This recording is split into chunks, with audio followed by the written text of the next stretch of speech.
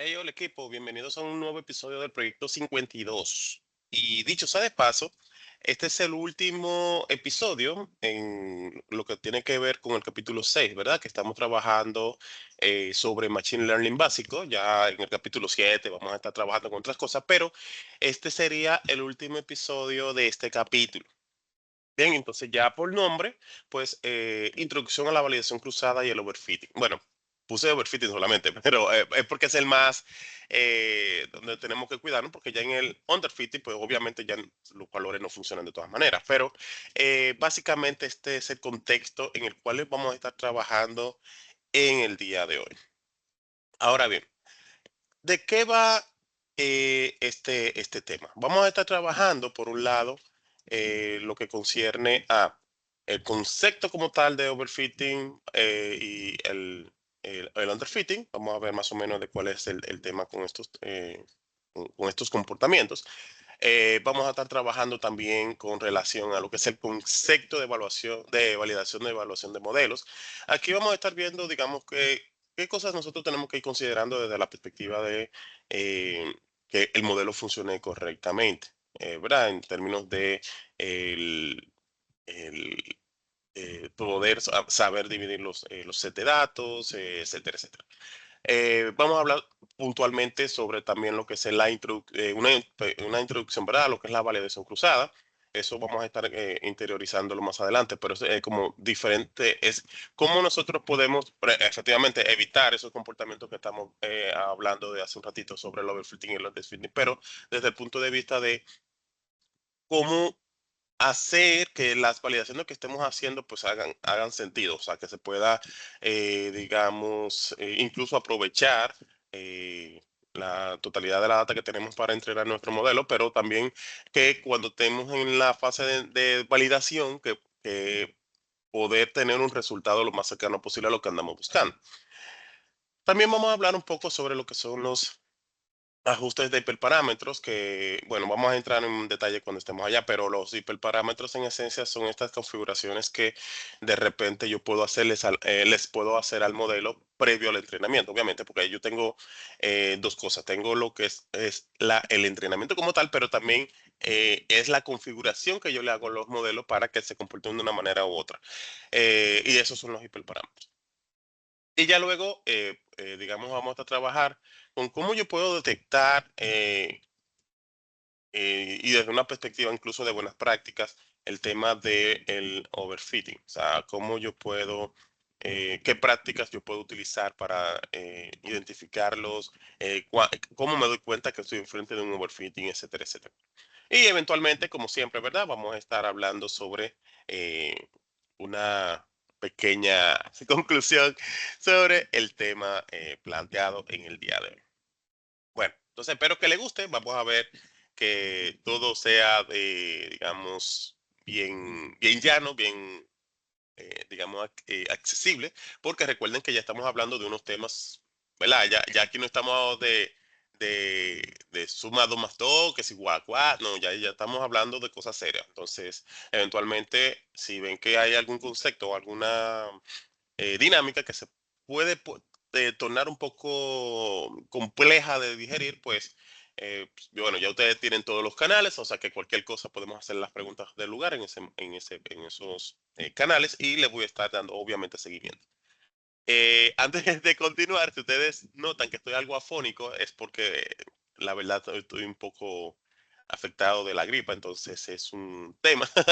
Pero como ya habíamos quedado que en el día de hoy va a salir este video, pues entonces dije, bueno, vamos arriba. No, que no sea por esto que se vaya a detener la grabación. Así que no se encuentren raros si escuchan un tono diferente al acostumbrado, es más por eso. Vale, entonces, comenzando, digamos el primer punto, que es, o más bien, eh, ¿dónde arranca todo este tema del overfitting y el underfitting? ¿O qué es más bien? En esencia, vamos a estar trabajando primero desde el concepto, ¿verdad? Y luego vamos a estar haciendo los ejercicios como siempre. Entonces, por un lado, cuando hablamos del overfitting, es cuando los datos se ajustan tanto, perdón, el modelo se ajusta tanto a los datos que efectivamente ni siquiera está infiriendo, o sea, lo que está haciendo literalmente es un copy-paste. Entonces, cuando vamos a hacer las validaciones, entonces, efectivamente vemos que, o sea, las validaciones, ya vamos a hablar sobre esa parte más adelante, pero una vez nosotros hacemos el entrenamiento del modelo y estamos enfrente de un overfitting, lo primero que va a relucir es que cuando hacemos las métricas, o sea, cuando nos vamos a medir las métricas, bueno, las que estemos utilizando, vamos a ver que de repente con los datos de entrenamiento vamos a tener un performance súper chulísimo, súper alto, pero cuando vamos con la data de prueba, entonces el modelo no sirve. O sea, ahí nos estamos enfrentando a un overfitting. Entonces, de repente, como decía, ya aquí no está generalizando, o sea, ya no está infiriendo, lo que está haciendo es como que, oh, mira, la data, hazme un copy-paste, literalmente, es demasiado fit a la data, entonces efectivamente este tipo de modelo no nos sirve. Cuando hablamos de cómo me impacta esto, pues efectivamente, si ya en la fase de entrenamiento del modelo, vemos que el modelo se ajusta demasiado a la data que se utilizó para el entrenamiento y ponemos ese modelo en producción, obviamente el modelo en producción, la data que le vamos a estar pasando, el modelo no conoce esa data. Entonces, ¿qué va a pasar? Que no me va a inferir. O sea, me va a inferir, pero no me va a inferir correctamente. Y eso me va a penalizar, porque imagínense ustedes que de repente yo estoy haciendo un ejercicio de, qué sé yo, de fraude y de repente el modelo en producción no me está diciendo correctamente bueno, el valor que estoy esperando tener, ¿verdad? Y en el momento en que pasan fraudes, el modelo dice, ah, no, no, eso no es fraude.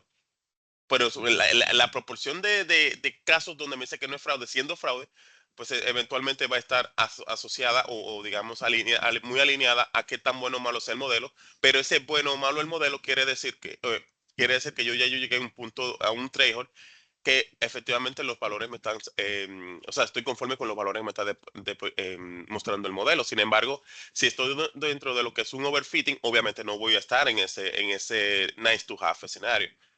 Entonces, ese es el primer tema, digamos, bueno, más bien, el primer dolor de cabeza de los perfiles que trabajan este tipo de casos, donde tenemos que entrenar un modelo, pero tampoco es que solamente entreno el modelo y lo pongo en producción y ya vamos arriba, sino que de repente tenemos que estar pendientes a que no me haga, en este caso, un overfitting, o sea, que no se ajuste tanto a la data, porque entonces cuando esté en producción no me va a poder inferir de manera correcta. Ese es el primer tema. Ahora, si vemos esto desde el punto de vista del underfitting, que es el caso contrario, en el underfitting, básicamente, bueno, si vimos que en el overfitting se ajusta demasiado, el modelo se ajusta demasiado a los datos, obviamente lo que está haciendo un copy-paste de la data, me encanta usar ese concepto. En el under es todo lo contrario. O sea, primero ni es bueno la predicción, ni en entrenamiento ni en test. Entonces ahí el caso básicamente es que no puede, o sea, el modelo muchas veces es que es muy simple para lo que ando buscando. eh, o en su defecto no tengo la suficiente data como para llegar a conclusiones específicas. O sea, aquí hay un montón de cosas. Sin embargo, cuando hablamos de la definición como tal del underfitting, básicamente no me generaliza en general, o sea, ni siquiera en prueba, ni en validación, ni en prueba, ni en entrenamiento, básicamente. Entonces, generalmente esto viene asociado por varias razones que vamos a entrar más en detalle más adelante. Sin embargo, es que en resumida cuenta, el modelo no está o sea, no sé cómo es el concepto ando buscando, no se ve en la capacidad o no tiene la capacidad de aprender de los patrones que hay en la data. Recuerden que todo esto es en función del dato. El modelo, yo entreno el modelo en función de la data que tengo disponible y si el modelo no es capaz de encontrar patrones en ese conjunto de datos, pues efectivamente no me va a dar buenos resultados. That's it. Entonces, Desde el punto de vista de cómo me afecta, pues obviamente, si el modelo ni siquiera entiende lo que tiene enfrente, pues cuando yo le hago una pregunta, pues tampoco me va a responder de manera coherente. Entonces, esa es, digamos, la dinámica. Entonces, fíjense que tenemos dos cosas. Por un lado, tenemos el overfitting, que es el donde se ajusta demasiado a la data, el modelo, ¿verdad? Y efectivamente, cuando ya se sale de su zona de confort, pues no me da una respuesta coherente. Y tenemos el caso contrario, que es el under, donde yo digo, bueno, mira, no te estoy entendiendo. O sea, el modelo ni siquiera entiende las relaciones que hay o los patrones que hay dentro de la data que le estoy presentando. Y efectivamente, pues tampoco me va a responder de manera coherente. Ahora, de repente, pues si nosotros vemos el cómo yo puedo detectar, esa es la palabra mágica aquí, detectar ya sea el over o el under. eh, digamos que existen herramientas que me permiten hacer este tema y uno de los más comunes es precisamente el análisis de curvas de errores. Bueno, de repente también podemos, digamos, ya entrar en muchos detalles o sea, de profundización en este caso, donde yo me siento a analizar el comportamiento de los errores en general. Pero ya en cuanto a lo que tiene que ver con la detección de ya como tal del under y del overfitting, pues uno de los más comunes precisamente es el análisis de la curva de error, que efectivamente desde una perspectiva visual inclusive, yo puedo ir midiendo, ¿verdad? Todas las interacciones que ha tenido el modelo tanto de la fase de entrenamiento en su fase de prueba, para ver efectivamente dónde comienza a em, moverse ese trabajo, esa complejidad del modelo. Y efectivamente, como estoy midiendo los errores, pues entonces yo puedo ver dónde comienzan a bajar o dónde comienza a subir, dependiendo, digamos, del caso que estoy analizando. Entonces, eh, por un lado, si yo veo que digamos que los errores en entrenamiento son bajitos. Sin embargo, cuando los veo desde la perspectiva de la validación son altos, pues obviamente tengo un problema, porque no está supuesto que sea así. Yo tengo un cuadrito que hago una relación bien chula para que ustedes tengan más o menos una imagen, o sea, eso obviamente no está escrito en piedra, pero ese es más o menos una idea para que tengan cómo visualmente o cómo numéricamente yo puedo ir mirando digamos, dónde me estoy encontrando con cualquiera de estos comportamientos. Pero eso con relación al overfitting. Ahora, cuando hablamos del underfitting, pues efectivamente, como dijimos ahorita, al final ni siquiera generaliza. Entonces, igual los errores son muy altos, tanto para entrenamiento como para prueba. Entonces, eh, tener eso en consideración es lo que me va a permitir, pues, tener una idea clara de cómo, o más bien, en dónde se encuentra mi modelo en este punto. Y efectivamente, para yo saber si mi modelo está bien a ver, el bien o mal es muy subjetivo, pero digamos que para yo saber si un modelo por lo pronto está generalizando bien y no está dentro de esos dos extremos, que es el under y el overfitting, pues la idea es que los errores pues sean bajos ambos, en ambos casos, y que entre sí pues sean lo más cercano posible, lo más cerca posible. ¿Por qué? Porque, por ejemplo, ahorita vimos o ahorita dijimos que si yo tengo, por ejemplo, en la fase de entrenamiento, yo tengo errores muy bajos, sin embargo, en prueba lo tengo muy alto, pues obviamente ahí yo tengo en un caso de overfitting. Ahora, si ambos son bajos, porque esa es la idea, entre menos errores tengamos en el modelo, mejor. Si ambos son bajos y la proporción más bien la diferencia entre los entrenamiento y prueba es muy similar, el valor, entonces ya ahí podemos decir que ese es el caso ideal de nuestro modelo, ¿verdad? Ya ahí podemos incluso ponerlos a producción y todo lo demás. O sea, que fíjense que no es tan complejo conceptualmente hablando, el cómo yo puedo estar ya claro de si mi modelo está infiriendo correctamente o no, porque al final de la jornada, pues existen estos mecanismos que me permiten a identificar estos casos. Ahora, efectivamente tenemos un tema. O sea, cuando hablamos de que estamos dentro de un entorno de un overfitting, underfitting y demás, en ambos casos, sí o sí, tenemos un impacto negativo. O sea, se cae de la mata, ya lo hemos explicado en varias ocasiones. Pero digamos que Eh, en general, el, el no considerar, o más bien el no estar al pendiente de que estamos dentro de estos dos extremos digamos, del comportamiento del modelo, a la larga, bueno, a la corta y a la larga, siempre vamos a tener un problema, porque esto está penalizando nuestras tomas de decisiones de manera negativa en general. O sea, cuando hablamos sobre el overfitting principalmente, cuando, bueno, ya lo mencionamos ahorita, que se ajustan demasiado a los datos y ya estando en producción no me infiere correctamente el valor. Ya estando en producción, pues obviamente voy a estar tomando malas decisiones. Igualmente pasa cuando estamos haciendo el overfitting. Bueno, en el underfitting es porque ya por demás ya sabemos que no nos va a dar un buen resultado. Entonces, en ambos casos, eh, yo voy a estar tomando decisiones. Recuerden que todo esto no es solamente porque es bonito y porque ya soy experto. No, no, no. Todas estas cosas que estamos hablando desde el primer día inclusive, es porque el negocio necesita tomar decisiones. Sin embargo, si yo estoy haciendo todos estos temas y no estoy considerando las reglas del lugar o en su efecto que los resultados sean los esperados, pues obviamente el negocio que va a tomar decisiones con esto que estamos nosotros desarrollando, pues va a tomar malas decisiones. Bien. Entonces también aparte de todo eso, que ahí es que viene la parte más intrigante, es que a medida que el negocio va perdiendo la confianza, porque estamos metiendo en uno de estos en una de estas dos cajitas, a medida que el negocio va perdiendo la confianza en el resultado del modelo, pues ahí también viene bueno, el desencanto, ¿verdad? De la perspectiva de negocio. Y efectivamente esa pérdida de confianza va a incurrir a que ya cualquier cosa que nosotros queramos implementar en lo adelante, pues ya sea cuestionable. ¿Bien?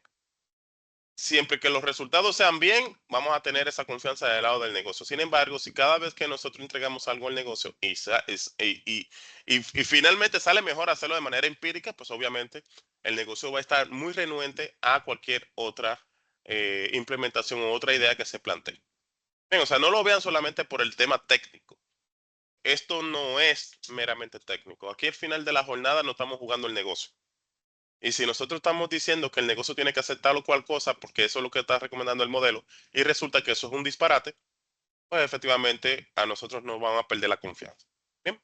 Bueno, a nosotros, al modelo y a todos los involucrados en el proceso. Vale. Entonces, otro punto, perdón. Bueno, ya yo le dije el disclaimer, que estoy un poquito afectado de la gripe. Vale, otro punto importante aquí, ya para tenerlo como un overall, es cuáles son estos factores que generalmente provocan el overfitting. O sea, esto no es una lista exhaustiva, esos son los más comunes. Eventualmente traes algunos de los más punteros, pero habrá más. Bien. Entonces, por un lado, eh, imagínense ustedes, nosotros queremos entrenar un modelo, qué sé yo, una red neuronal convolucional, no sé qué, eh, para el dataset de Iris, por ejemplo. Iris tiene 150 registros. Tiene 4 variables independientes y una variable dependiente. Esa data, ese set de datos es demasiado sencillo. Yo estoy buscando literalmente un camión, un trunk, camión, para ir a comprar a la tienda o al supermercado. O sea, ya ahí tenemos un problema.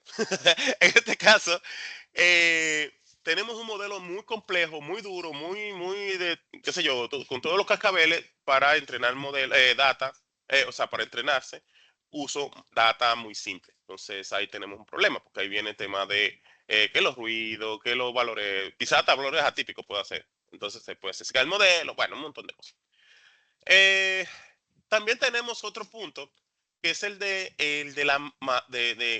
las variables, o sea, la dimensionalidad del dataset que estoy trabajando. No sé si ustedes han escuchado, hay el principio de parsimonia, que aplica para cualquier cosa. El principio de parsimonia indica que entre más simple mejor, en resumen. O sea, lo parafraseé porque efectivamente el concepto es más largo, pero entre más simple mejor. Entonces, en cuanto a lo que es la dimensionalidad de variables en un modelo, eso me puede también estar provocando el tema de overfitting, porque incluso puedo tener hasta variables correlacionadas. O sea, ahí hay un montón de cosas que podemos sacar sobre este punto, que fácil no pudiéramos pasar la mañana hablando. Pero en cuanto a lo que es esta cantidad excesiva de variables que nosotros queramos implementar, porque muchas veces nos confundimos que entre más variables mejor, pero no necesariamente.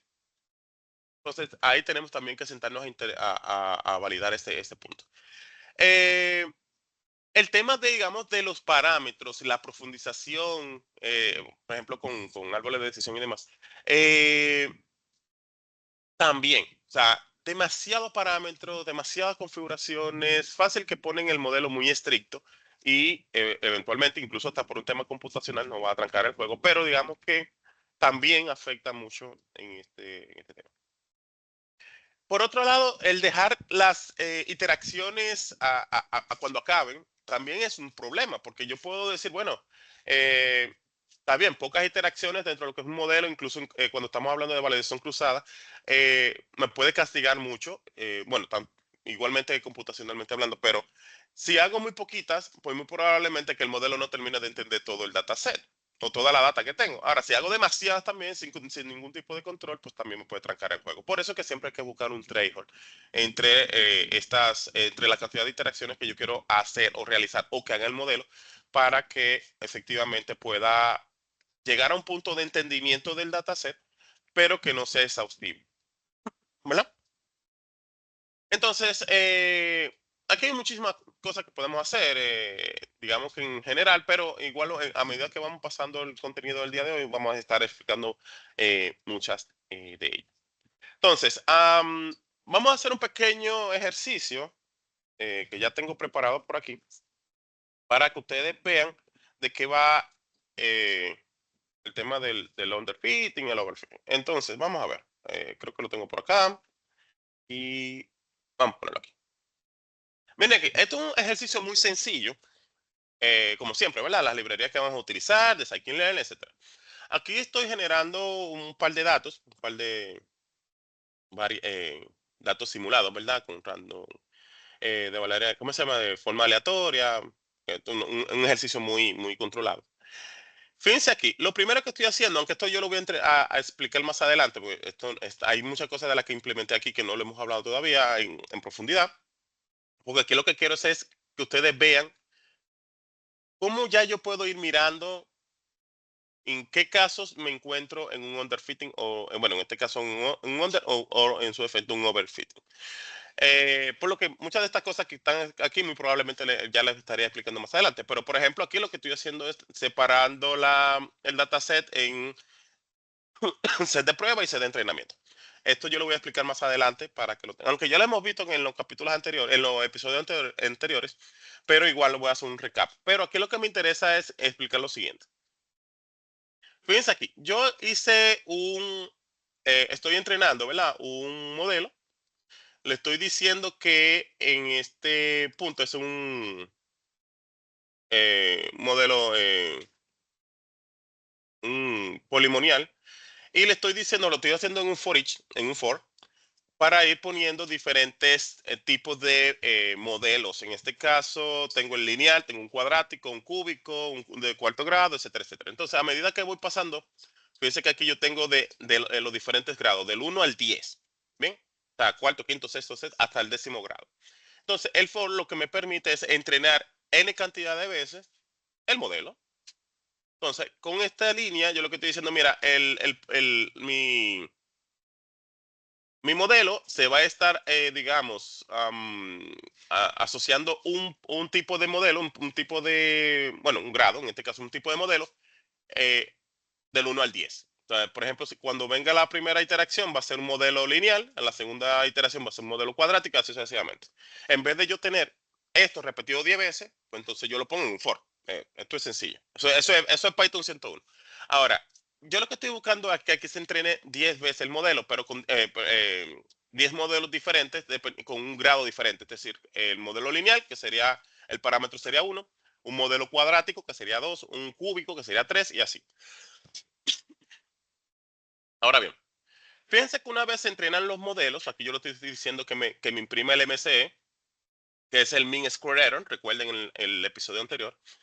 Y por ejemplo, fíjense que para el grado 1, que es el lineal, un modelo lineal en este caso, el MCE es de 15.31 en entrenamiento y en prueba es un 21.29. En el grado 2 es un 8.22, esos son los errores. 8.22 y 8.99 en prueba y así sucesivamente. Obviamente, esto es de forma numérica. Vamos a verlo desde la perspectiva visual para que ustedes vean cuál es la dinámica. Fíjense aquí. Si nosotros vemos los valores de entrenamiento, que estos puntos que están aquí son estos que están aquí ya visualizados. El primer punto, que es este, ¿verdad? Que dice que tenemos aquí un 15.31 en MCE. Esto quiere decir que yo tengo en errores, de hecho, ese es el más alto. Cuando yo uso un modelo lineal, o sea, en grado 1, lo voy a decir en grado para que se me entienda la idea.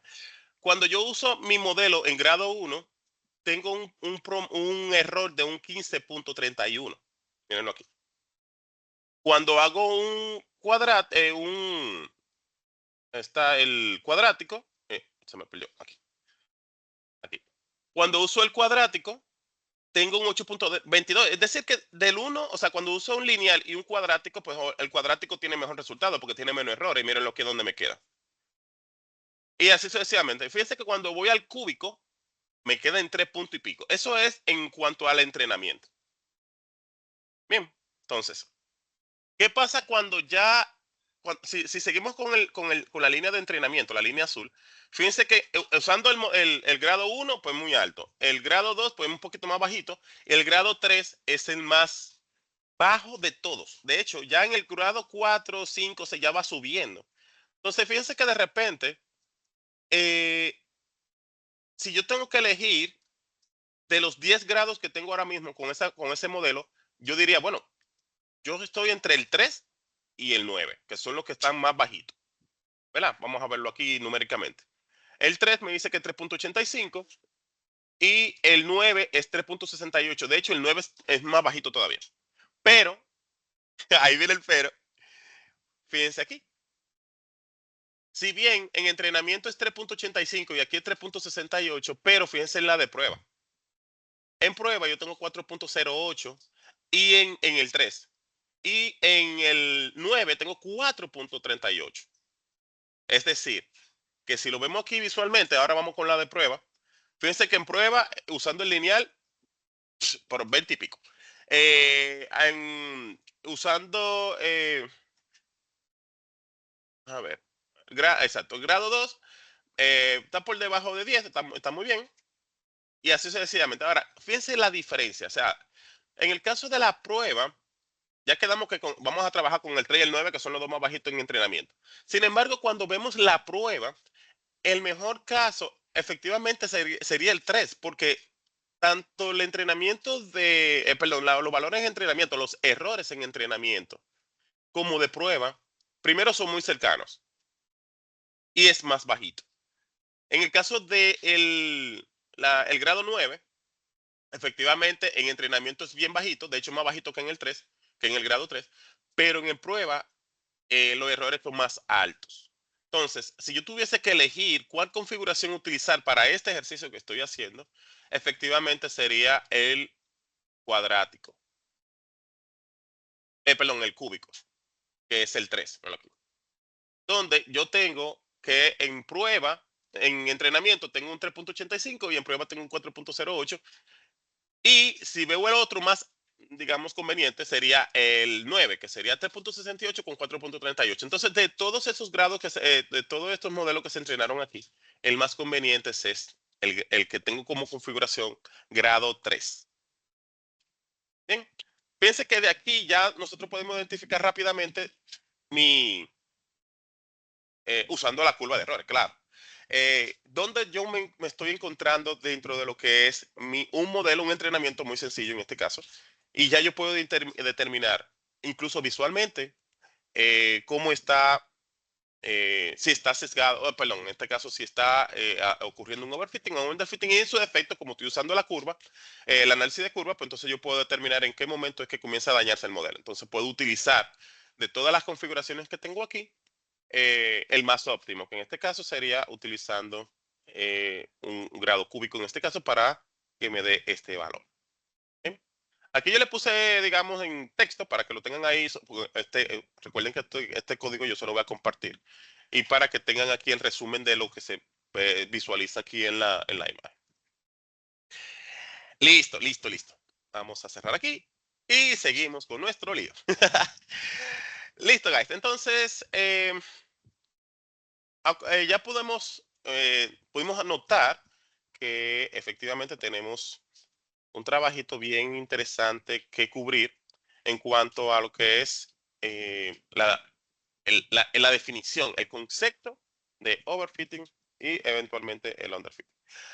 Ahora, tenemos otro caso donde vamos a estar trabajando efectivamente lo que tiene que ver con la validación y la evaluación de los modelos. En este punto, eh, nos llega la siguiente pregunta. ¿Por qué no solo usar el accuracy en el train test, en el train set? Miren algo. Mm, Cuando nosotros comenzamos a evaluar los modelos, efectivamente tenemos diferentes approaches. Muchas veces, quizás hasta por el conocimiento, lo que hacemos es, bueno, entrenamos el modelo y con la misma data, efectivamente, pues entonces entrenamos y validamos. Pero resulta que ahí tenemos un problema, porque ¿qué pasa cuando el modelo está sobreajustado, por ejemplo? Que fue lo que acabamos de ver ahora. Bueno, el modelo se aprende literalmente la estructura del dataset. Y si yo efectivamente estoy probando también con esa misma data, como ya él se lo sabe de memoria, pues entonces simplemente me va a dar un 100% en el accuracy, por ejemplo. O cualquier otra métrica que estemos utilizando. Ahora, ¿qué pasa aquí? Cuando yo pase ese modelo a producción, yo no lo voy a pasar con la data que se entrenó. O sea, yo voy a pasar data nueva. Y efectivamente, como está sobreajustado, pues me va a dar un disparate literalmente en la predicción. Ahora bien, en este caso, lo primero que se recomienda, bueno, a ver, no que sea lo primero, lo segundo, dentro de las recomendaciones, siempre va de la mano el que nosotros podamos separar nuestro dataset en varias partes para efectivamente entrenar el modelo con una proporción y hacer las validaciones del lugar con otra proporción que el modelo no haya visto en ese momento. Y efectivamente es donde viene el que yo tengo que hacer, o sea, cuáles son esas partes en el cual yo tengo que dividir el dataset. Por lo general, por lo general, eh, se recomienda que se haga en tres partes, esta división, ¿verdad? Una parte que tiene que ver con el conjunto de entrenamiento, o sea, yo voy a hacer una proporción o sea, voy a tomar una proporción únicamente para entrenar el dataset. Otra para validar el dataset y la otra para prueba. Ahora, esa es la recomendación.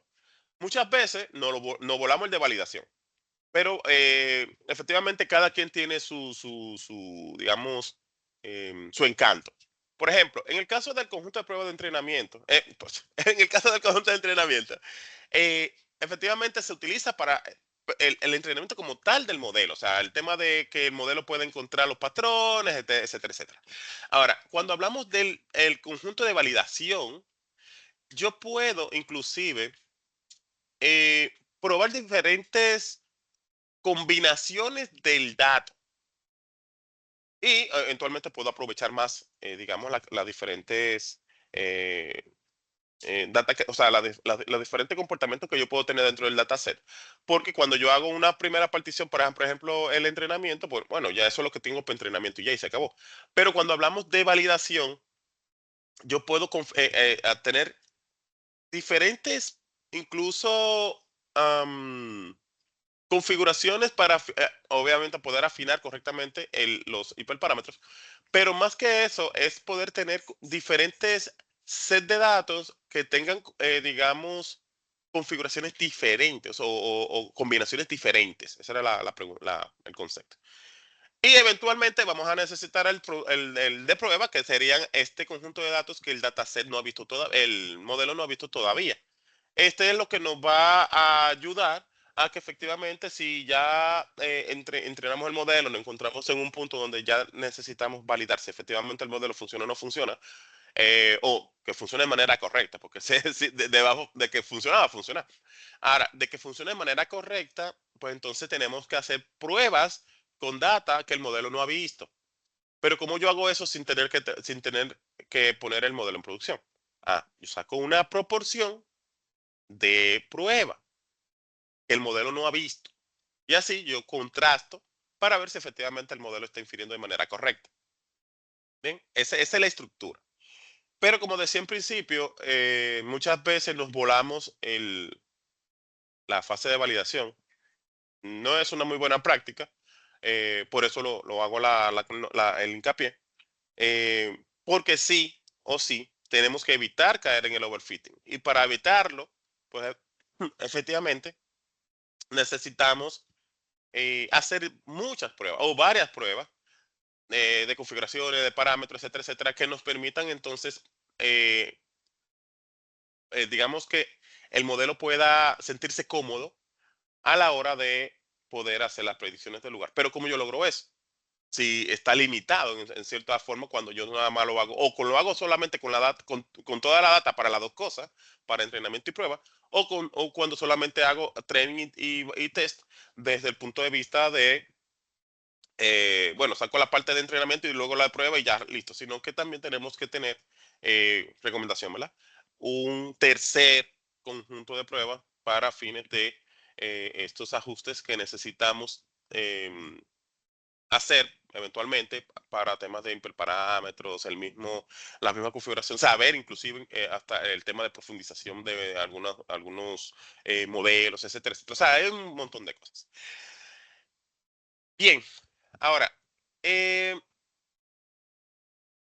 digamos que desde un punto de vista de los problemas que muy probablemente vamos a encontrarnos cuando utilizamos solamente un solo split, es que vamos a estar con una dependencia muy alta en cuanto a lo que es digamos, las características que tiene ese set de datos que estoy separando para estos fines.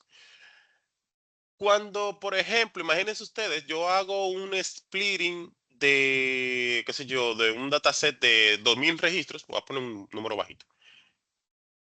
Y efectivamente yo hago bueno, vamos a suponer que yo hago un split para fines de entrenamiento o de validación pequeño de esos 2000 registros.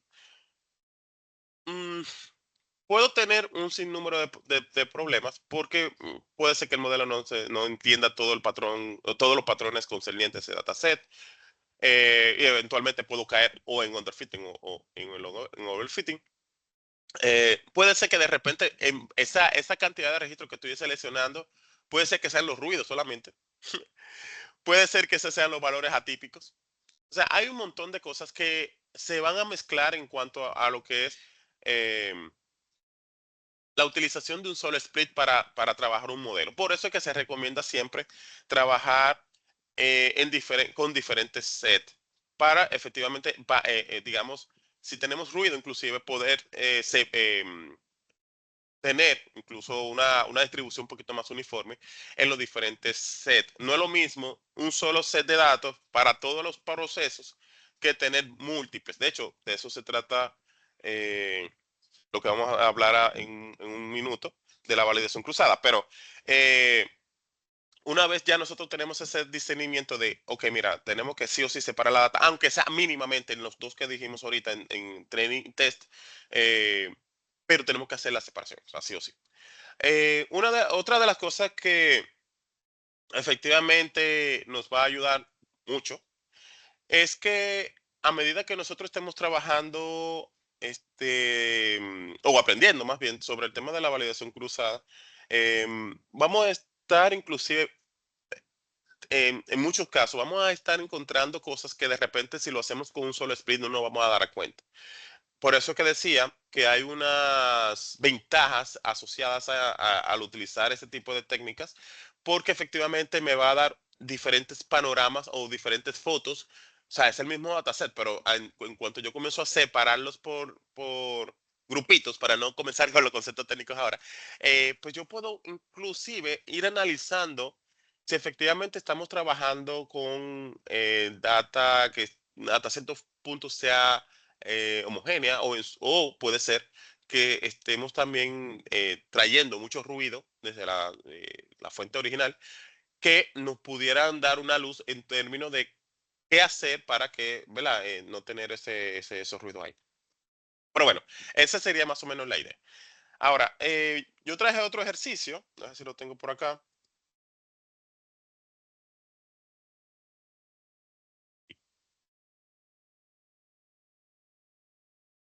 Este es un ejercicio muy sencillo. Fíjense que aquí yo lo que estoy haciendo es usando mis librerías normales de Scikit-Learn. Estoy cargando el dataset de Iris, que era el que le mencionaba ahorita, que es un dataset muy sencillo. De hecho, este es el dataset más fácil este es ciencia de datos 101, literal. O sea, cuando hablamos de, quiero aprender a hacer Machine Learning, este es el primer dataset que te van a enseñar. Porque es muy sencillo, es entendible, es lógico. Es un dataset que tiene 150 registros, es de flores, o sea, son 150 registros, donde cada tipo de flor, son tres tipos de flores, tiene 50 registros cada uno, por ende son 150 registros. Donde las características o los valores, las variables independientes, que son, digamos, el ancho y el largo del pétalo y el sépalo, te va a determinar el tipo de flor al que se trata. Entonces, por eso digo que es uno de los más sencillos. Y tiene su variable objetivo, o su variable dependiente, que te dice si es virgínica, ese tipo de cosas. Así que son los tres tipos de flores que existen. Ahora bien, fíjense aquí la parte importante en este código. Yo aquí estoy implementando los tres sets de datos. Estoy haciendo training, o sea, el set de training, el set de validación y el set de prueba. Cuando yo hago el training test split, que es una función que estoy extrayendo de scikit-learn, de model selection, mírenlo aquí. Este amiguito lo que me hace es que me separa de manera aleatoria, por eso estoy incluso utilizando el random state y demás. Para la proporción de prueba, estoy sacando el 20% de la data, es decir, que de esos 150 registros estoy sacando el 20%. De ese 20%, él me va a devolver eh, una proporción para training y test, que es la definición, la configuración by default que tiene esta función. O sea, la función me la devuelve solamente en dos conjuntos, uno de entrenamiento y el otro de prueba. Ahora, yo voy a utilizar el conjunto de entrenamiento y lo voy a separar adicionalmente para validación. Fíjense que aquí yo lo estoy usando como temporal. Estoy dejando la proporción de prueba, que es el 20%, lo estoy dejando como tal, pero estoy utilizando las temporales, que técnicamente sería de entrenamiento, y la estoy dividiendo de nuevo, usando la misma función inclusive, para tener entonces la proporción de entrenamiento y la proporción de validación. Mírenlo aquí. O sea, ya tendría la de prueba, entrenamiento y validación. Esto me va a permitir hacer las diferentes, bueno, los pasos subyacentes de tanto el entrenamiento, la validación, la prueba como tal. Entonces, fíjense aquí, donde yo le estoy diciendo, bueno, mira, entrénate eh, con el set de datos de entrenamiento, obviamente, eh, con eh, un modelo, perdón, déjame quitar esto de aquí, un modelo bastante simple. eh, Le estoy diciendo, bueno, ya en este caso le estoy diciendo que la cantidad de vecinos son tres, porque son tres clases de flores, ¿verdad? Él me da mis resultados, se entrena perfecto. Ahora, para fines de la predicción, fíjense que estoy usando el conjunto de validación. Ahora, en cuanto a lo que tiene que ver con ya el accuracy score, para ver el comportamiento generalizado del modelo, yo estoy usando entonces el conjunto de validación y el conjunto que yo acabo de utilizar aquí de predicción. Y miren el porcentaje. O sea, la accuracy validation que me está dando aquí es de 93. O sea, ya aquí con este resultado, bueno, de entrada está muy bueno, em, pero también recuerden que estamos hablando de un dataset muy sencillo. Aunque hay un conjunto, hay unas flores que son muy parecidas, incluso usando cualquier tipo de clasificador ahí se denota que hay o sea, se sobreponen. Pero está muy bueno. O sea, el accuracy en este caso está muy bueno considerando todas las configuraciones que hemos hecho aquí. Pero lo que quiero que se quede digamos, o sea, en foco, para que no se me vayan de la línea, es esto que hicimos aquí. O sea, yo saqué literalmente tres. En vez de sacar las dos que vienen por default, o sea, las dos que digamos que me devuelve literalmente Scikit-Learn, en este caso con la función Train Test Split, pues yo utilicé mis tres sets de datos. O sea, yo los separé, aunque fue algo, digamos, artesanal, pero aquí yo lo que ando buscando es poder tener un tercer conjunto de datos para efectivamente poder llegar a este punto. Bien. Entonces, nada, como siempre, yo este código también lo tengo por ahí para compartírselo, o sea que no se preocupen. Listo, chicos. Entonces, espero que, espero que todavía estemos aquí haciendo uso de la mañana del domingo. Vale, chicos, entonces nada, efectivamente, ya luego de que hemos pasado por qué es el overfitting, el underfitting, concepto de validación, evaluación y todas esas cosas, pues obviamente vamos a hablar ahora sobre lo que es la validación cruzada, que es lo que mencionábamos ahorita, que tenemos que ir haciendo sí o sí. Ahora, cuando hablamos de la validación cruzada, ¿a qué nos referimos con eso? En esencia, bueno, son técnicas que nosotros podemos utilizar, ¿verdad? Para evaluar la capacidad que tiene nuestro modelo para inferir, o sea, para generar ese resultado que esperamos, ¿verdad? Porque si no, no funciona. Eh, pero, ¿qué sucede cuando em, no tenemos o no conocemos? Porque ese es el concepto más atinado. Es que no conocemos las estrategias. Cuando no tenemos a mano las diferentes estrategias, por lo que hacemos que de forma empírica, pues entonces, bueno, yo entreno el modelo con lo que me dé, ya sin importar lo otro, bueno, perfecto, me enfoco en la accuracy, perfecto, chévere. O me enfoco en el resultado de la validación de entrenamiento usando el set de entrenamiento. Entonces, ya de ahí, ya yo tengo un problema, porque muy probablemente no. Ya el resultado esperado, pues no va a ser él. ¿Bien? Ahora, ¿qué pasa cuando ya conocemos las herramientas? Mire, entonces vamos a hablar de lo que es la validación cruzada. En el caso de la validación cruzada no es más que hacer grupitos, literalmente. O sea, ni siquiera me voy a la literatura. Es hacer grupitos o su conjunto de datos para entrenar el modelo diferentes veces, pero esas diferentes veces va a estar, como son grupitos que van a estar combinados, eh, digamos que cada grupo va a tener elementos totalmente diferentes, muy probablemente. O sea, si de repente yo tengo un conjunto de datos donde tengo 1000 registros, de esos 1000 registros yo hago 5 grupos, no necesariamente, bueno, muy probablemente, pero muy probablemente, en esos 5 grupos yo voy a tener diferentes combinaciones de esos 1000 registros. Entonces voy a tener escenarios totalmente diferentes para cuando pues, estoy entrenando el modelo. Y eso me da la capacidad, bueno, a mí no, al modelo. Y eso le da la capacidad al modelo de poder entender más combinaciones de datos. Porque cuando yo hago, por ejemplo, una sola partición, bueno, por ejemplo, yo hago una train test split, o sea, cuando separo solamente entrenamiento y prueba y ya, y se acabó. eh, Muy probablemente cuando tome la parte de entrenamiento, el modelo se va a enfocar en lo que está entrenando y listo, en esa parte. Pero ¿qué pasa cuando yo lo hago en diferentes conjuntos? O sea, se va a aplicar lo mismo, sin embargo, yo voy a tener diferentes entrenamientos.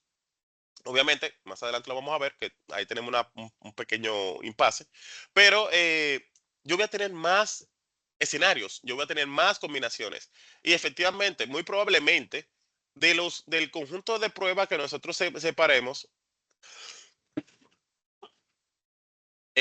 cuando hacemos la validación cruzada, muy probablemente de esos mismos datos también vamos a tener un parte de esa información y efectivamente para el modelo va a ser un poquito más conveniente, va a ser más chévere porque va a tener más combinaciones todavía. Entonces en este punto va a poder arrojar mejores resultados. Bien. Básicamente, la idea de esto es divido el dataset general en diferentes partecitas, diferentes subconjuntos de datos. Esos subconjuntos de datos van a tener diferentes combinaciones y yo voy a entrenar el modelo varias veces. O sea, si fueron cinco conjuntos, lo voy a entrenar 5 veces. Efectivamente, al final del modelo, yo voy a tener un resultado ponderado donde me va a decir, mira, en función de esos 5 entrenamientos que hice con esos 5 force, que así que se llama, eh, tengo qué sé yo, un MCE de 8.3, por ejemplo. Ah, perfecto. Pero eso es 8.3, tú dirás, pero ¿de cuánto? Okay, o sea, ¿cuánto me daba si yo nada más lo hacía en una sola fase, por ejemplo, de training, de la separación en un solo conjunto de datos? Ah, bueno, me daba ciento y pico. Ah, no, pues espérate. El hecho de que yo haya hecho la validación cruzada y me quedé en 8 puntos y pico, considerando que yo vengo de ciento y pico, pues eso está súper genial. O sea, estamos hablando que recuerden que los errores entre más cerca de cero mejor. Entonces, esto ya me está dando una herramienta súper poderosa para yo poder, digamos, evitar principalmente lo que es el overfitting, pero poder tener mejor resultado en función de la capacidad general del modelo. Bien, esa, sí, esa sería, digamos, la dinámica. Ahora, en cuanto a lo que es ya la visión general de, la validación cruzada, es que efectivamente cuando nosotros hacemos un solo split, o sea, hacemos una sola separación, no vamos a tener todo el contexto del dato.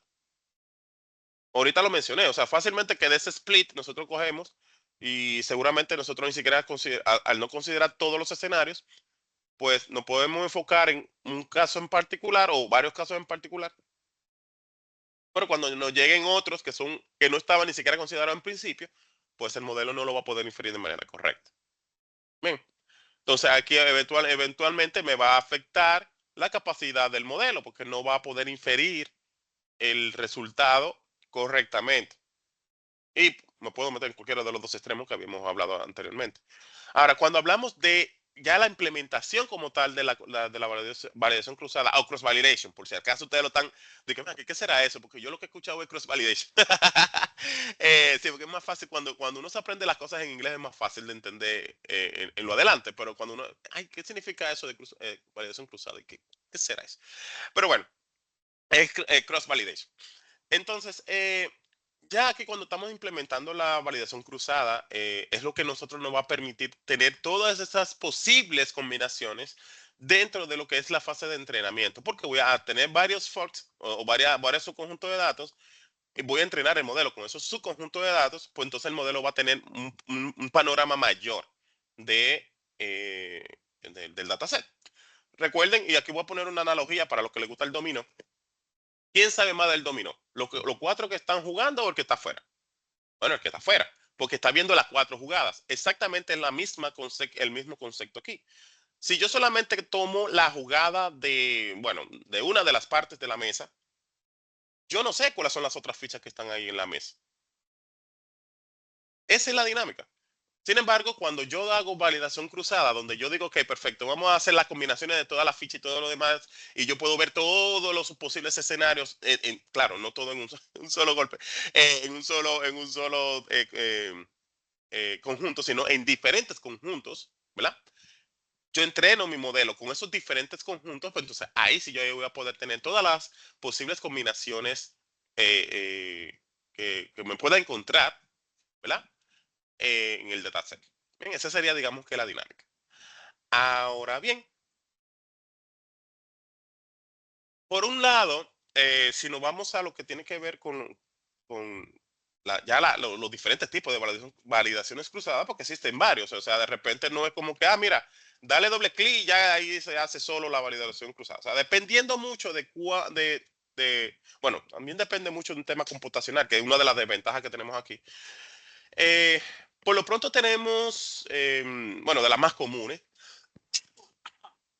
yo espero, ¿verdad? Que más adelante alguien de ustedes me puede decir, profesor, mire, se le olvidó tal, y me lo digan ahí en el canal de YouTube para que todo el mundo se entere. Eh, digamos que de las principales, por un lado tenemos la K-Force Cross Validation, que es, digamos, donde yo divido el dataset en partes iguales, y se ejecutan bueno, una N cantidad de interacciones, eh, bueno, interacciones. Ya yo le iba a buscar otra cosa, pero interacción. Eh, y efectivamente se va a estar utilizando cada subconjunto de datos para los fines del lugar. Listo. Ahora, existe otro que es el Stratify K-Ford, que básicamente en este caso ¿cómo te digo? En este punto es más para temas de proporción, o más bien para mantener wow, se me fue el concepto. Las clases balanceadas, por el tema de las diferentes valores que yo puedo tener en cada Ford. Para los casos de clasificación, recuerden, cuando estuvimos trabajando en el episodio de clasificación, eh, si tenemos clases de balanceadas, pues el modelo va a tener un tema, bueno, me va a dar un tollo. En este caso, si nosotros, precisamente cuando estamos haciendo el tema de validación cruzada y queremos asegurar que efectivamente nosotros tengamos una muy buena distribución de entre las clases, pues entonces en este caso tendríamos que utilizar este tipo, o sea, el de Stratified K-Force. Ahora, hay otro que es un tanto incómodo inclusive, es un tema, en lo particular yo lo uso muy poco. Ahí si alguien experto en la materia me puede eh, dar ¿cómo se llama? Las pautas necesarias. Pero realmente este yo lo utilizo muy poco. Es el leaf on route. Pero básicamente en este caso lo que hace es que deja una observación, o un registro, una observación fuera de cada interacción. eh, a medida que se va haciendo el tema de la evaluación cruzada y en las interacciones.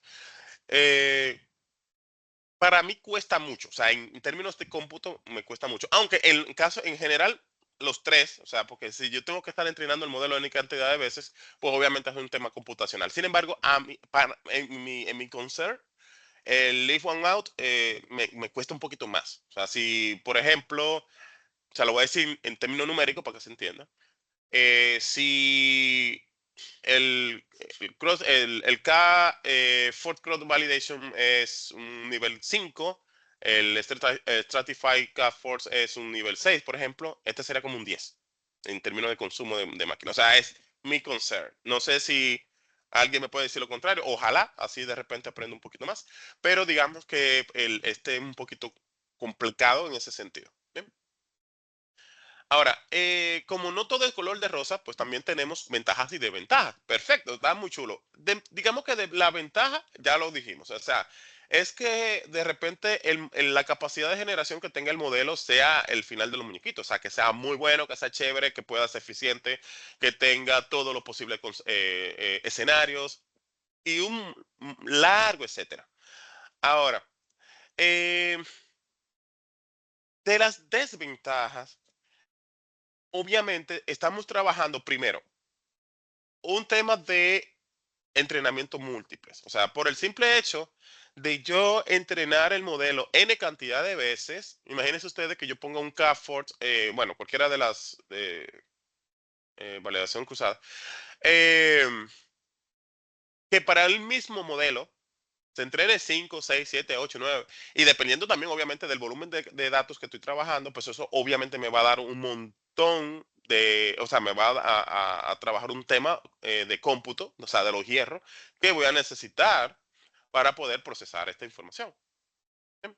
Entonces, esa digamos que la desventaja más tricky, porque efectivamente si yo quiero estar, o si quiero llegar a más, eh, en teoría, ¿verdad?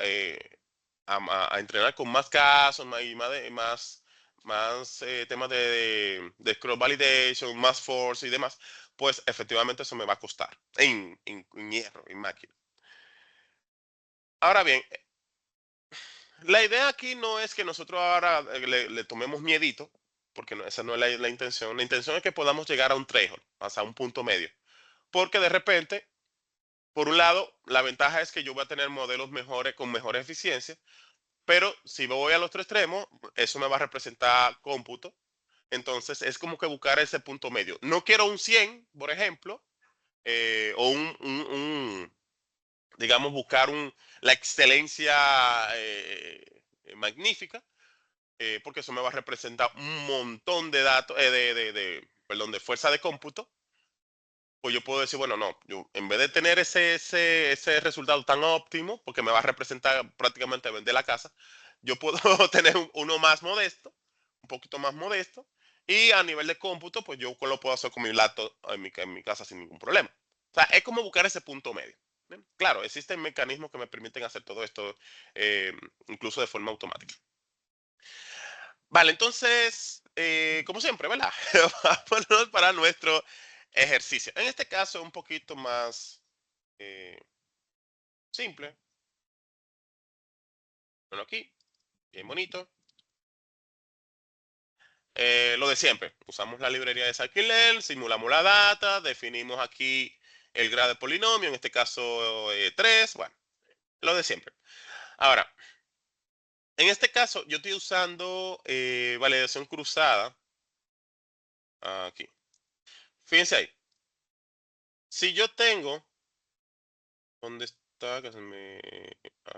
Aquí. Le estoy diciendo, yo quiero hacer un force de 5. O sea, estoy configurando la cantidad de force que voy a tener. En este caso, 5 sets de datos se van a generar. Fíjense que esto es la data que hemos estado bueno, estos son números ahí aleatorios para generar la data, pero en este caso lo que quiero es hacer una validación cruzada. Y esos force que yo estoy definiendo aquí, estoy diciendo que me dé 5 force. Yo simplemente voy a entrenar mi modelo aquí perfectamente. Y le digo que por cada iteración, o sea, en este caso lo va a iterar 5 veces, ya al final me va a dar un promedio. ¿Bien? Entonces, fíjense aquí. En el primer force, de los 5 que se generaron, me dio un mean square error o sea, en prueba, de 4.12. Imagínense que yo lo hubiese hecho solamente con uno solo, con un solo force. Me da 4.12. Perfecto. En el segundo force, que tiene, o sea, que el conjunto de datos que se genera para el segundo force es diferente al primero, porque se combinan diferentes todos los valores. Entonces en el segundo me da 3.48. En el tercer force 4.71, en el 4 me da 3.75, en el 5 me da 5.20. ¿Qué pasa? Que ya al final yo puedo hacer un promedio, en este caso, y me da que para los 5, después de que se entrene el modelo, ¿verdad? En las 5 ocasiones, fíjense que estoy haciendo un linear regression aquí, al final me da un ponderado, un promedio, perdón, de 4.25. O sea, ya por el simple hecho de que yo entrené este modelo con varias combinaciones del mismo dataset, pero son combinaciones diferentes, o sea, en 5 force, pues entonces aquí ya yo tengo un número que es el más óptimo, digamos, desde el punto de vista de las diferentes combinaciones que pude sacar. Aquí fíjense que los números son diferentes todos, precisamente porque todos los subconjuntos que se generaron tienen combinaciones diferentes, eventualmente me dan valores diferentes en el manejo del mean square error, pero eh, lo estoy probando en múltiples ocasiones y eso me va a dar un promedio ya de 4.25 en este caso. Bien. Esa es la chulería de la validación cruzada. O sea, yo cojo varios conjuntos, varias muestras, las pruebo de manera, digamos que diferente, perdón, separada. Al final me da un promedio de estas combinaciones, de estas validaciones, de este entrenamiento. Y yo puedo decir, mira qué bien. Estoy, estoy con mi valor de 4.25. Excelente. Este sería ya el promedio de todos estos valores. Aquí pudiéramos cambiar los parámetros y demás. De hecho, yo esperaría que ustedes lo hicieran cambiamos el for, por ejemplo. Bueno, la data es la misma siempre. Los split, bueno, aquí no tenemos, no, yo no tengo tantos parámetros, pero que nada más quería explicarle lo de los force. Pero para todos los códigos que yo le estoy transmitiendo, le estaría compartiendo, sería interesante que ustedes puedan hacer los ejercicios también y puedan, digamos, modificarlos, hacer alguna prueba y demás, y nos puedan compartir en los diferentes canales. Listo. Vale, entonces, seguimos. Otro dato importante en cuanto a lo que es nuestro tema, ¿verdad? Del día de hoy, es o son los ajustes de hiperparámetros y validación y demás. Vamos a ver. Listo. ¿Qué son los hiperparámetros? Esa es la primera pregunta. Eh, en esencia, los hiperparámetros son estas configuraciones que nosotros le vamos a dar a los modelos previo al entrenamiento. Es como el setup. Esas son configuraciones que yo voy haciendo antes y ya, obviamente, cuando el modelo comienza a entrenarse, que ya eso es otra cosa, porque eso es el, digamos, la naturaleza del modelo que va buscando patrones y se va ajustando a lo interno, o sea, los parámetros internos del modelo se van ajustando en función de los patrones que va encontrando de la data. Los hiperparámetros más bien controlan el cómo se comporta el modelo. Fíjense que, por ejemplo, yo ahora acabo de definir un for de 5, por ejemplo. Yo estoy trabajando con hiperparámetros. Yo le estoy diciendo, mira, tú vas a hacer, te vas a ejecutar 5 veces, quizá las veces que tú vas a hacer tal o cual cosa son 3, yo quiero que tú hagas tal o cual cosa. O sea, esos son hiperparámetros, esos no son los que vienen dados por el comportamiento del dato, no, esos son el cómo yo quiero que funcione el modelo para una efectiva, bueno, yo esperaría, ¿verdad? Que para un efectivo resultado.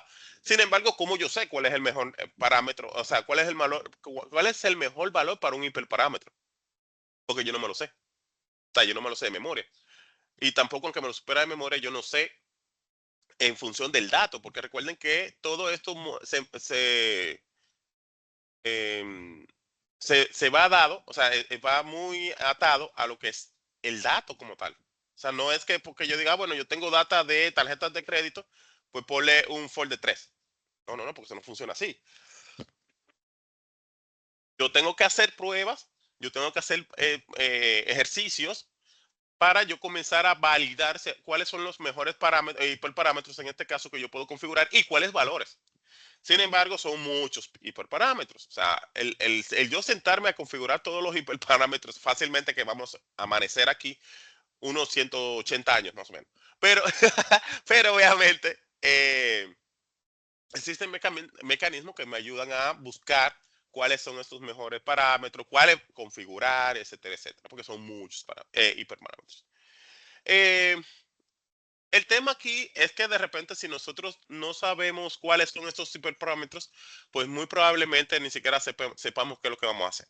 Por eso es que de entrada siempre es interesante poder entender el modelo, más bien la estructura del modelo, para ver, por un lado, cuáles son los hiperparámetros que se tienen, cómo están compuestos y demás, aunque no lo hagamos de manera manual, porque son demasiados, para buscar las diferentes combinaciones de que sean las mejores o la más óptima para el dato, eso es demasiado. Entonces, eventualmente necesitamos un mecanismo para que lo haga de manera automática, pero por lo menos saber cuáles son los hiperparámetros que se tienen. ¿Bien? O sea, por lo menos en la estructura del modelo. Ahora, eh, obviamente una pregunta que se cae de la mata es por qué hay que necesario optimizar los hiperparámetros y efectivamente es porque necesitamos garantizar que la inferencia del modelo sea correcta.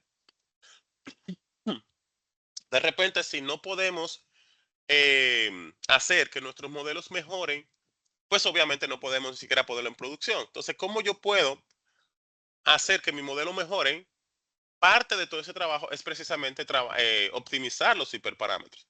Ahora, cuando hablamos de optimizar los hiperparámetros, no es como que yo diga, mira, yo quiero poner este parámetro así, este hiperparámetro de esta forma y ya. O sea, no es tan así. Es que tenemos que hacer pruebas, que también eventualmente como parte de las desventajas es que me va a requerir potencia de cómputo también, pero bueno, incluso, bueno, lo vamos a ver ahora, pero el simple hecho de yo poder hacer todas las combinaciones posibles de los hiperparámetros es un caos. Por eso mismo, porque me va a requerir demasiada potencia de cómputo. Claro, existen otras maneras de que yo puedo hacerlo de manera aleatoria y así no necesariamente tengo que buscar todos los hiperparámetros. Pero igual, la idea es que nosotros podamos optimizarlos. ¿Por qué? Porque una mala optimización o la falta de implementar los hiperparámetros efectivamente me va a castigar de manera negativa. Bueno, es que si te castiga porque es negativo. Eh, Te va a castigar el resultado del modelo. O sea, esa es la respuesta más llana. No optimizo o en su efecto o lo omito los hiperparámetros, pues yo estoy dejando a libre albedrío el modelo. Y efectivamente eso o me puede hacer que el modelo dure muchísimo entrenándose y efectivamente me dé un resultado pobre, o en su defecto que no me haga nada. O sea, que no me dé unos buenos resultados y efectivamente eh, tome valores totalmente simples y demás, que a la larga pues no me va a funcionar. Entonces, la idea es buscar ese punto ese threshold, ese punto medio para efectivamente poder eh, obtener buenos resultados en el modelo. Ahora, ahorita mencioné que tenemos varios métodos de cómo determinar, ¿verdad? Aquellos hiperparámetros y cómo configurarlos y configurar, digamos, las posibles combinaciones. Cuando hablo de combinaciones, es como si yo estuviera diciéndole algo como esto. Por ejemplo, eh, si ustedes tienen dos dados, ¿cuántas posibles combinaciones existen? Hey, permutaciones, hay, como ustedes lo quieran hacer. Entonces, si yo tengo dos dados y los lanzo al mismo tiempo, yo puedo generar de esa población, yo puedo generar diferentes combinaciones. Ahora, ¿cómo yo sé cuáles son las posibles combinaciones? Yo tendría que hacerlo uno por uno. O sea, por ejemplo, tiro el primer dado. Ok, perfecto. Bueno, no tengo ni que lanzarlo. El número uno, perfecto. Con el segundo dado, yo tengo una combinación de uno con dos, uno con tres, uno con cuatro, así sucesivamente. Luego tengo que comenzar de nuevo con el dado uno, dos con uno, dos con dos, y así sucesivamente. Fíjense que ahí yo tengo eh, 36 combinaciones con dos dados. Entonces, la idea, perdón, denme un segundito. Cuando de repente tengo todas esas combinaciones, muy probablemente yo voy a tener una capacidad limitada en términos de hierro para hacer esas combinaciones. Y más si estamos tratando con un modelo que tiene muchos parámetros. ¿Y cómo yo logro hacer eso? Bueno, por un lado, por ejemplo, nosotros tenemos una estrategia que es el Grid Search CV, que básicamente va a buscar todas las combinaciones posibles del modelo, o sea, a nivel de hiperparámetros, y la va a probar todas. Este tipo de estrategia, bueno, digamos que sí va a buscar el valor óptimo, perfecto, te la compro, pero tiene su temita. Pero bueno, vamos primero a hablar de las buenas noticias. Efectivamente, también utiliza lo que es la validación cruzada, o sea que básicamente siempre va a estar buscando el mejor rendimiento en los diferentes conjuntos de datos que vamos a estar, digamos, generando. Al final, como vimos en el ejercicio anterior, nos va a dar un valor promedio de todas las posibles combinaciones para que nosotros elijamos la mejor. Pero, ahí viene el pero, computacionalmente hablando es muy costoso. O sea, porque recuerden que si estamos trabajando con todas las posibles combinaciones y aparte de eso estamos haciendo validación cruzada, em, que ya de por sí sabemos que son con diferentes forks y demás, pues entonces el hacer uso del Grisser CV es muy costoso. Porque recuerden que va a buscar todas las posibles combinaciones habidas y por haber. Ahora bien, existe otro, que en este caso es el Randomizer CSV, que básicamente hace lo mismo, solo que no lo va a hacer por todas las posibles combinaciones, sino que de manera aleatoria em, va a buscar conjunto de hiperparámetros y va a buscar las posibles combinaciones. En esencia lo mismo, solo que aquí no la va a buscar todas las combinaciones, sino que va a buscar de manera aleatoria posibles combinaciones, va a hacer los ejercicios de cross validation, etcétera, etcétera. Pero digamos que computacionalmente aquí hablando es más light, porque al no tener que estar haciendo un recorrido de todas las posibles combinaciones de hiperparámetros y la cantidad de hiperparámetros que existan, pues lo va a hacer, va a hacer una selección de algunos de manera aleatoria, va a hacer los ejercicios perfectos, pero aquí digamos que si bien no va, muy probablemente no tenga o no sea tan certero como el anterior, pero me va a dar un resultado decente, sin sacrificar la parte de cómputo, o no necesariamente sin afectar mucho la parte de cómputo. O sea que si usamos esta herramienta, pues perfectamente podemos tener unos valores bastante decentes sin necesariamente tener que vender una casa, un edificio o el carro para poder entonces entrenar el modelo. Esa sería más o menos la idea en este punto.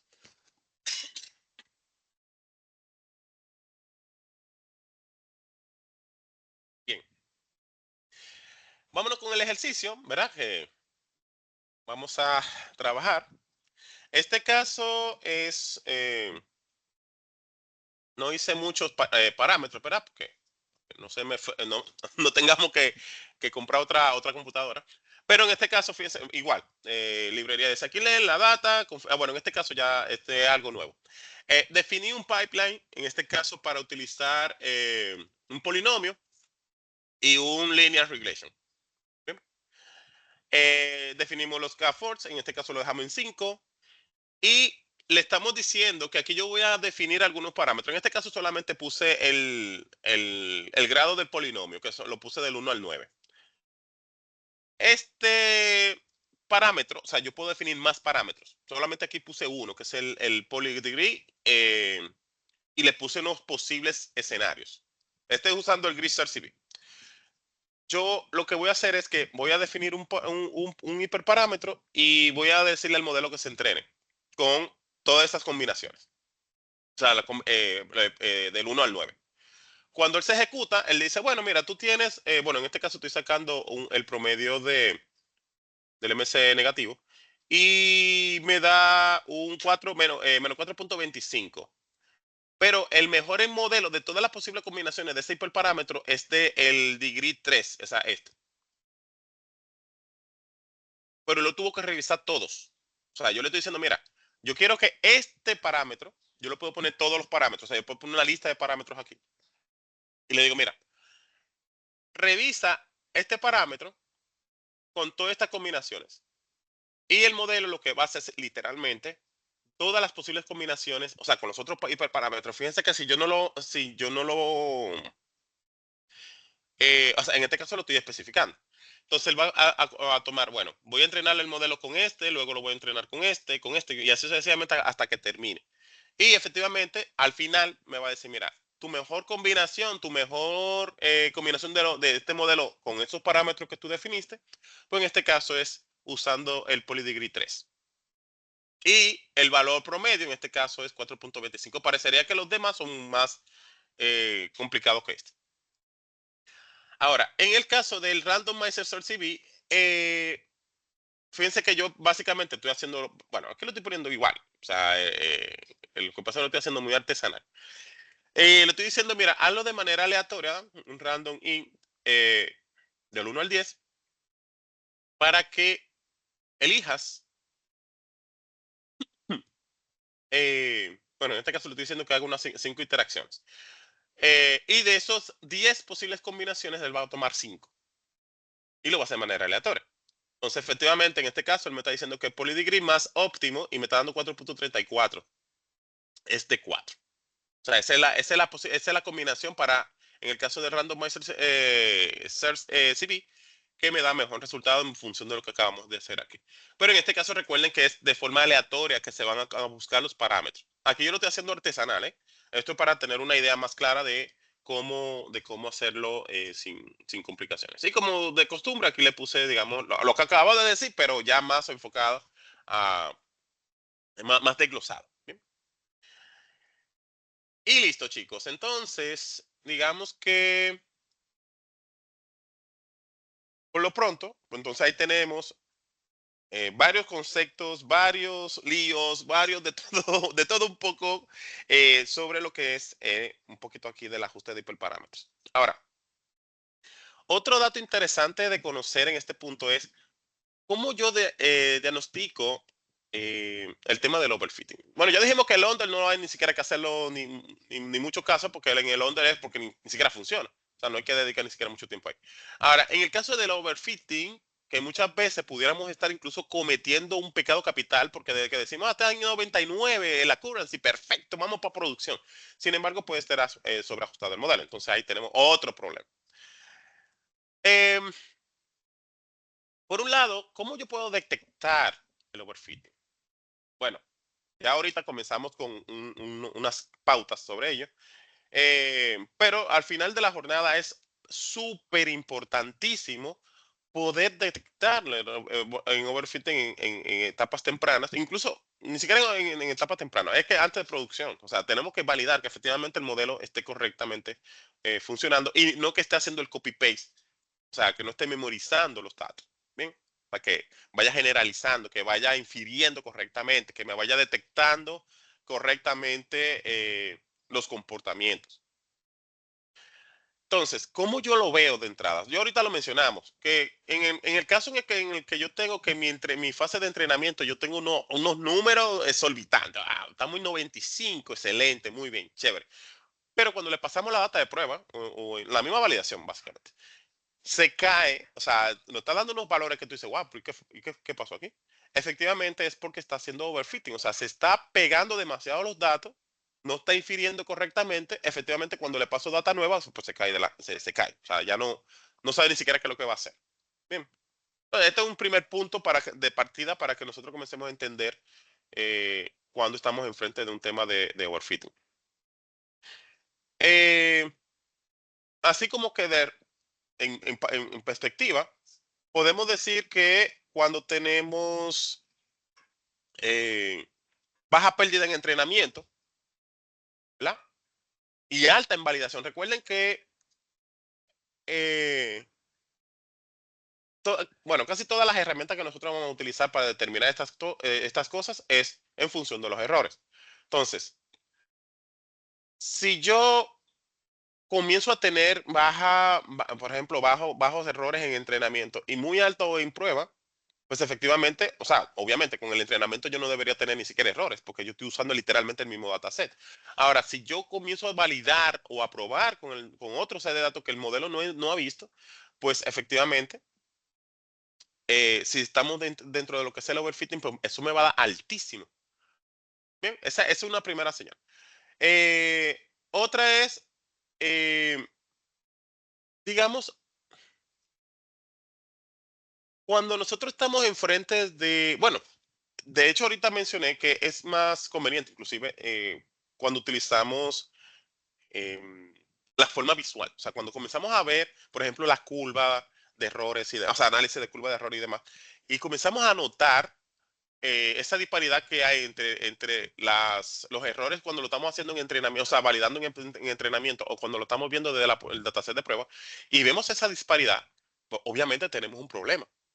Porque en ambos casos, o sea, tanto en prueba como en entrenamiento, estos errores deben de ser, primero deben de ser bajitos, eso de entrada. Y segundo, deben de ser muy similares. Bien, o sea, si son similares es porque eventualmente tanto en prueba como en entrenamiento se está entendiendo la dinámica del lado del modelo. Ahora, ¿qué pasa? Eh, por ejemplo, cuando tenemos este caso, aquí yo puse un ejemplo de un modelo que tiene un 98% en precisión. O sea, puede ser en cualquier otra de las métricas, pero en precisión.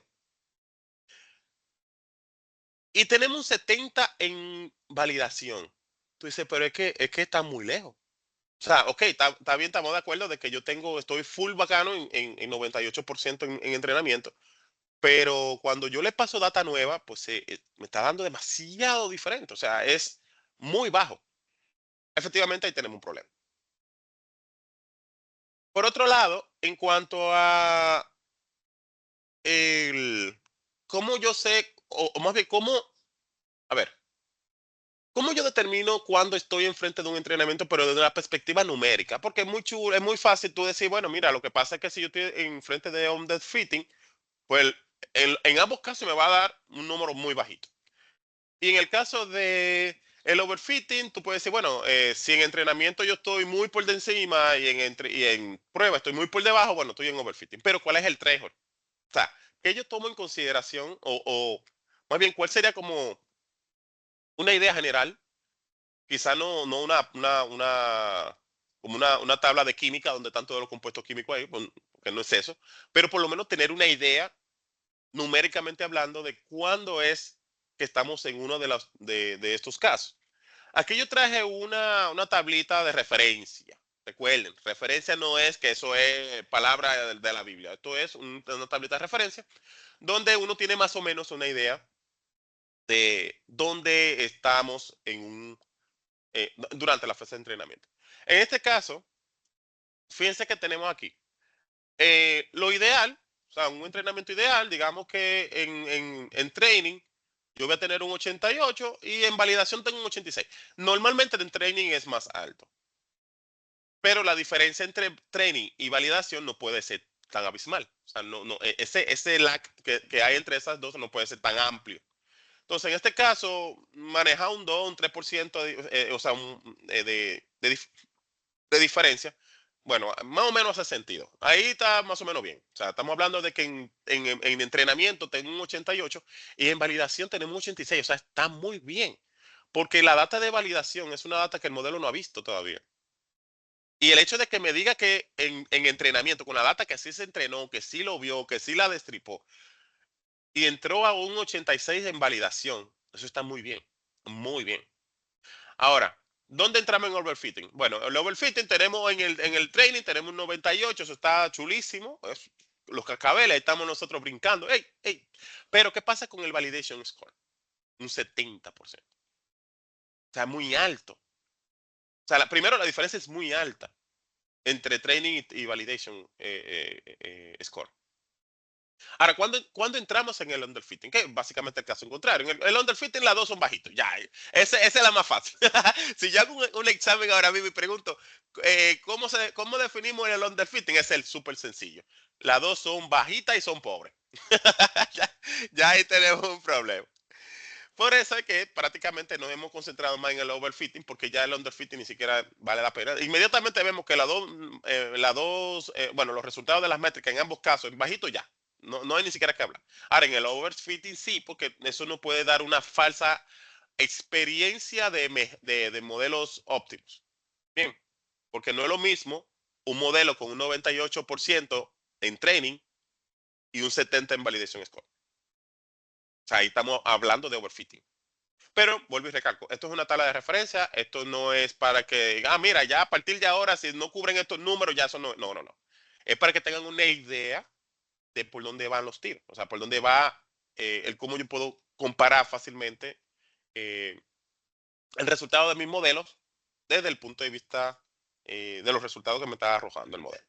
Bien. Ahora,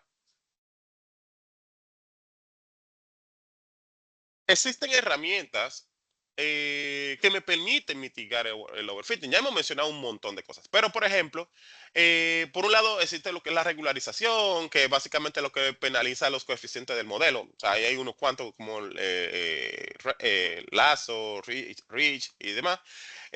También tenemos, ahorita lo mencioné, lo que no recuerdo en qué momento, pero que la complejidad del modelo. O sea, vuelvo y recalco lo del principio de parsimonia. Entre más simple, mejor. estos modelos que son tan robustos que incluso en temas de dimensional, bueno, que ese es el segundo, la siguiente parte. El tema de la complejidad del modelo, tanto en la estructura, tanto en lo que tiene que ver con la complejidad como tal del modelo, el tema de la alta dimensionalidad del dataset, o sea, un montón de cosas que nosotros fácilmente podemos ajustar para que nuestro modelo pues, nos dé una mejor respuesta. Son herramientas muy, muy chéveres que podemos implementar en nuestros modelos. Efectivamente, y es parte de lo que hemos estado hablando ahora, también el tema de la validación cruzada y demás, que nos permite tener diferentes escenarios, diferentes fotos del mismo dataset original para poder hacer esas validaciones cruzadas y demás, para que nuestro modelo pueda ver diferentes perspectivas del dato, pues también es parte, digamos, de estas herramientas que me permiten, pues, obtener mejores resultados durante nuestro entrenamiento del modelo. Y aquí, digamos, ya un pequeño resumen de estas buenas prácticas. Por un lado, volvemos con el principio de parsimonia, entre más simple mejor, usar regularización. Eh, aquí, este no lo mencioné ahorita, bueno, o sea, hablé de la dimensionalidad, pero lo mencioné de la perspectiva de la cantidad de variables. Pero también un punto muy importante, que la verdad no recuerdo si lo mencioné, cuando nosotros estamos trabajando con entrenamientos de modelos y demás, hay momentos en el que tengo que dar un paso hacia atrás, desde el punto de vista de la cantidad de información que tengo en el modelo. Muchas veces, por más cosas que implementemos, por más buenas prácticas que implementemos, si estamos en un escenario donde tenemos muy poca información, vamos a tener la misma situación. Por ende, tenemos que llegar a entender en qué punto, ya con la data que tengo actual disponible para los modelos, ya no importa el modelo que yo use, no importa los hiperparámetros que configure, no importa, digamos, las buenas prácticas que esté implementando, si la cantidad de información, ya sea a nivel de la cantidad de datos o la cantidad de características que estoy utilizando, no es suficiente, pues entonces tenemos que llegar al punto de robustecer el dataset. Listo. Por otro lado, siempre comparar los resultados, señores. Como vimos en el cuadrito anterior, no es lo mismo un 98% en training y un 70% en test. Tenemos que estar constantemente probando, revisando para ver que efectivamente el modelo esté infiriendo y que no se meta en ninguno de los extremos, ya sea en el under o en overfitting. ¿Ven? Principalmente en overfitting. Entonces, también trabajar con los hiperparámetros. Tenemos que buscar, trabajar, optimizar y, digamos, darle mucho hincapié a los hiperparámetros. No es solamente como que, ok, pasa a cualquier modelo, dale la data y que se entrene solo y vamos arriba. No. Tenemos que sentarnos a trabajar. Si esto fuera tan sencillo, pues todo el mundo hiciera entrenamiento de modelo de Machine Learning. Pero no es tan así. O sea, hay muchas cosas que están detrás que quizás verlo en un curso de una hora, obviamente no es posible. La verdad no es posible. Y más si nosotros lo hacemos por modelos. O sea, si yo agarro los primeros 5 modelos que yo puedo ver, por ejemplo, en un, qué sé yo, en el grupito de aprendizaje supervisado, los primeros 5, solamente con eso hacemos otro proyecto 52. Por eso mismo, porque tenemos tantos hiperparámetros por cada uno de los algoritmos que se tienen en cada uno de esas, bueno, estoy hablando de scikit-learn solamente, que el hecho de tener que analizarlos todos, entrenarlos todos, buscar las posibles combinaciones, eso es mucho. Entonces, por ende, necesitamos utilizar herramientas que me permitan, como por ejemplo vimos ahorita, con los grid search, los randomizer search, etcétera, etcétera, etcétera. Pero bueno, eso en general es parte, digamos, de las buenas prácticas que vamos a estar, que debemos de ir aplicando. Y listo, señores. Para ser domingo está bueno el día, ¿eh? Como conclusión, bueno, aquí tenemos, hoy hablamos de muchas cosas, realmente para hacer el último episodio del capítulo 6 fue bastante bien. Eh, Sorry por la gripa, no me ha dejado hablar casi. Pero bueno, ahí lo estamos forzando. Pero vamos a ver, todo por el público, como dicen por ahí. Entonces, dentro de los resúmenes que tenemos para el día de hoy, obviamente hablamos de validación cruzada, de qué significa la validación cruzada, hablamos del overfitting, qué significa el underfitting también, cuando estamos enfrente de un overfitting, cuando estamos enfrente del underfitting, cómo podemos detectar estos comportamientos, cómo afrontarlos, algunas herramientas que nos permiten trabajar y verificar y validar que efectivamente estamos en un escenario en particular. Hablamos de los hiperparámetros, que también son parte importante de todo lo que es el entrenamiento del modelo, la aplicación de técnicas como regularización, reducción de complejidad o dimensionalidad, para no decir solamente la complejidad, del dato. O sea, aquí y si tratamos de hacer un recorrido, ¿verdad? Un recoge phone y uno, eh, pero son muchas cosas. O sea, de verdad que cuando estamos trabajando en entrenamiento de un modelo, la fase de entrenamiento y de validación es bien compleja desde el punto de vista de que no es solamente verificar una métrica. O sea, es parte del proceso, pero no es que, mira, me dio 98, listo, vamos a producir. No, no están así. Por eso muchos modelos que están en producción eh, no están dando los resultados esperados, precisamente por eso, porque simplemente se limitan a entrenar el modelo, sin, bueno, algunas veces hasta sin consideración ninguna. eh, no están validando que efectivamente el modelo se esté comportando de manera correcta con data que no se ha estado que no se vio durante el entrenamiento, y efectivamente cuando se topa con ese tipo de información, pues entonces no sabe lo que va a hacer. Entonces, estas son, digamos, algunos highlights sobre las cosas que nosotros hemos estado viendo en el día de hoy.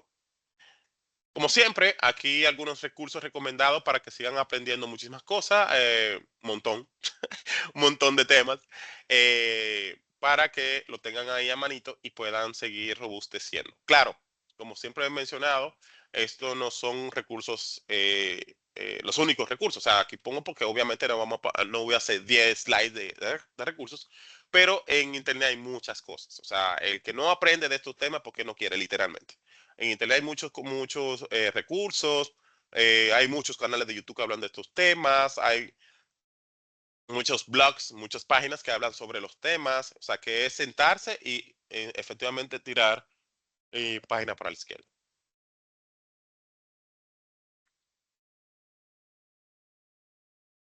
Listo. Y como ya les había comentado desde el principio, este es el último episodio del capítulo 6. Ya a partir de la próxima semana vamos a entrar en el capítulo 7, que es de Machine Learning avanzado. Em, lo de avanzado es porque vamos a ver unos algoritmos que son un poquito más bien, para no darle la introducción desde ya. Y efectivamente vamos a comenzar con el episodio 1, que es el de árboles de decisiones y random forest. Ahorita lo mencioné sin querer, no quería, pero se me fue.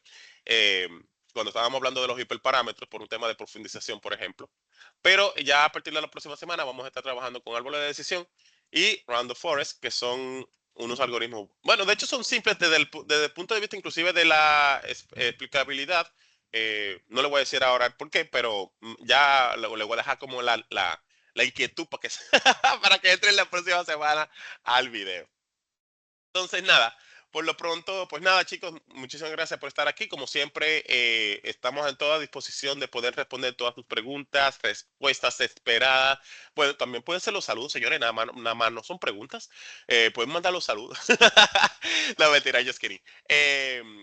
A disposición en todos los canales. Recuerden que tenemos presencia en YouTube, tenemos en WhatsApp, en Instagram, en Telegram. Yo creo que me faltan dos más redes sociales, pero cualquier canal que ustedes utilicen para hacer las preguntas del lugar, ahí estaremos para responder sus preguntas. Así que no se limiten, vamos a seguir aprendiendo y cualquier cosa, pues seguimos en la dinámica de aprender de temas de datos.